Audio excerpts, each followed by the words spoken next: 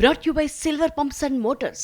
Top quality और consistent performance के लिए सिर्फ सिल्वर पंप्स नाम याद रखना। వికారాబాద్ బోర్డు ప్రమాదంపై దర్యాప్తు ముమ్మరమైంది.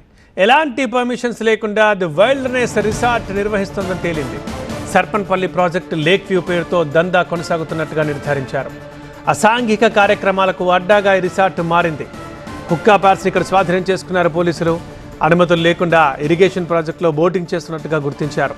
నిన్న బోటు బోల్తా పడింది, 2 మరణించారు. అయితే ప్రమాదం జరిగిన తర్వాత కూడా దందా ఆగలేదు. వికారాబాద్ జిల్లా కేంద్రానికి కేవలం 10 కిలోమీటర్ల దూరంలో ఉన్న సర్పన్పల్లి ప్రాజెక్టు పక్కనే కొనసాగుతోంది వైల్డర్నెస్ లేక్ వ్యూ రిసార్ట్.